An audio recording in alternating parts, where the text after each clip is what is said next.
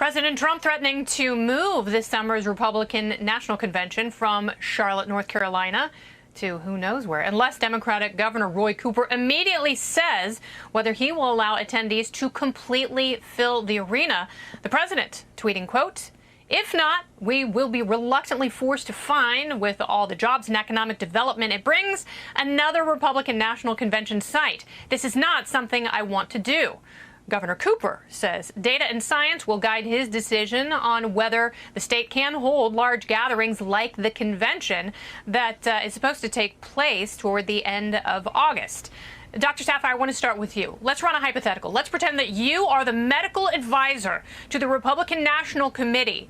What would you tell them, bottom line it, medically, about having potentially 50,000 attendees for the convention in August? What do you say?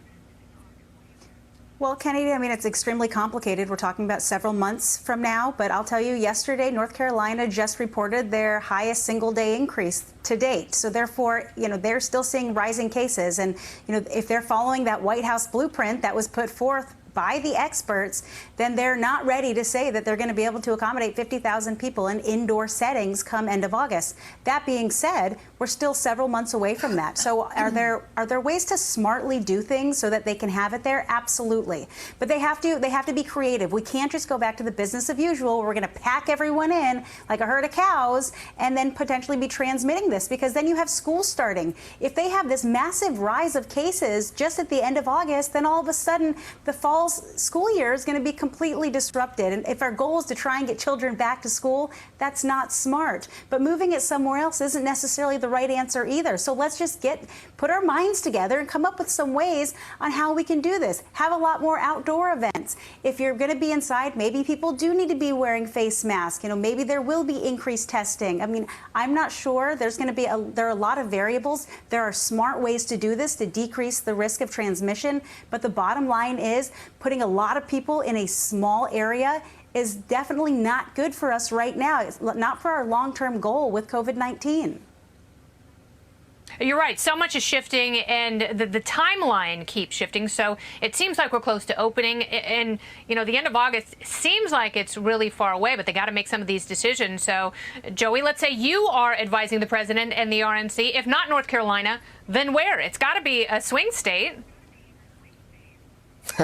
Well, and I think that's the problem. This is a political thing that's getting in the way of a medical and scientific thing, right?